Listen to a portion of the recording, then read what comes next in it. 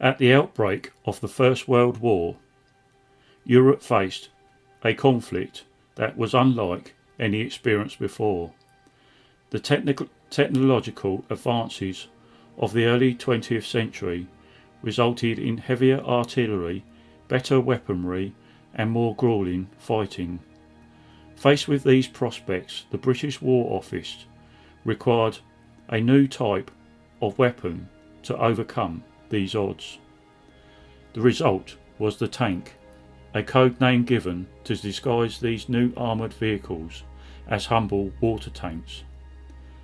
They were used for the first time at the Battle of Flers-Courcelette with minimal success, with many breaking down or being immobilised by artillery fire.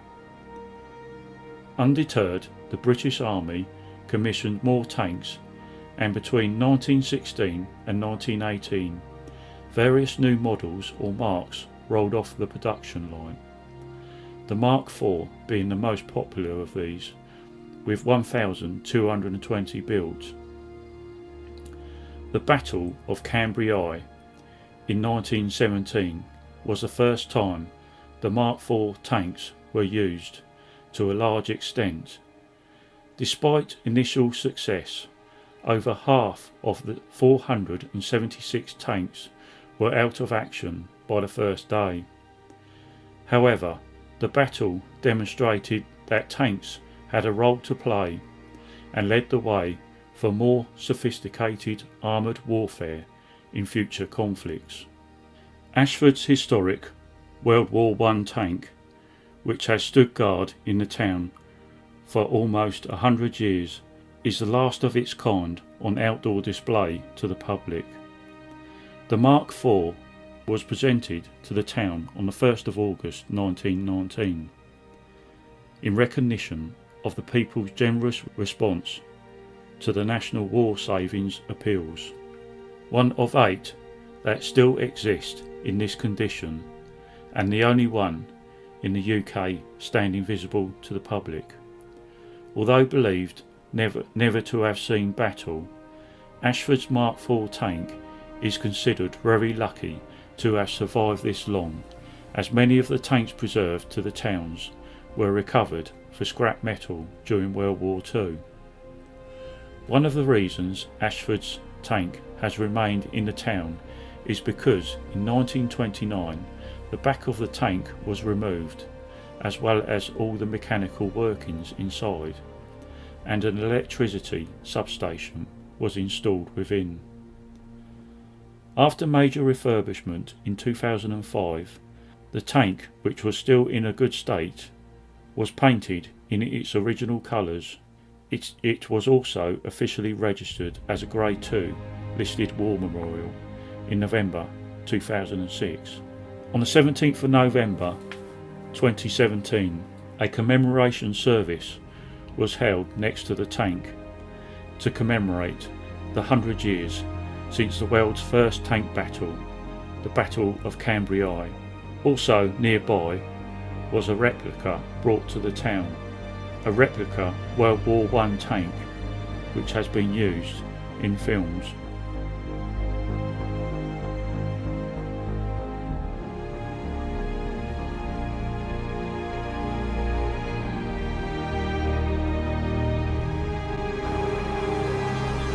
All that hard work and ingenuity achieved has been done in the way of preparation. It remains for unit, commanders and for tank crews to complete the work by judgment and pluck in the battle itself. In the light of the past experience, I leave the good name of the Corps with great confidence in their hands. Drivers, gearsmen and so on. They were getting battered around from one side to the other, not quite knowing which direction they were going. They were being fired at by the enemy. The only protection they had inside was a leather helmet and chainmail face mask. Touching the floor, they were left to this target, basically. Some that got through it shed their traps, or shedding traps, and even tracks come off the tank, renders the tank useless. The Germans counterattacked. They weren't going to have this. to where a plinth had been prepared, here on a traffic island in St George's Square. The officer in charge of the tank was Captain Walter Farrer. I believe we've got some of his relations here in the audience today. Welcome. Captain Farrer, NC, Military Cross, of the 5th or 6th that went for scrap over the years is probably due to the fact that South Eastern Electricity Board had installed an electricity substation in the back of the tank.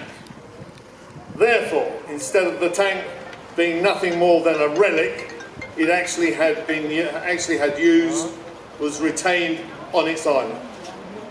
In 1969, with a paint job including the reinstatement of the number 245.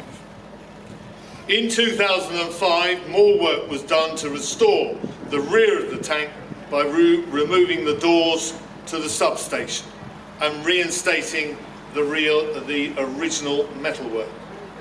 On Armistice Day, 11th of November 2006, the tank was formally dedicated as a war memorial.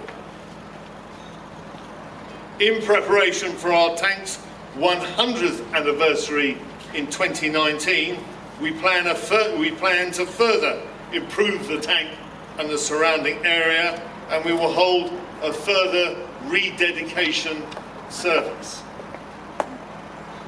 Very good, very well.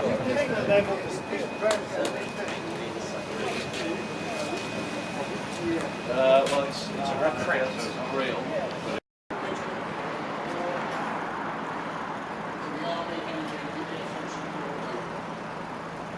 So they were asked to turn it out.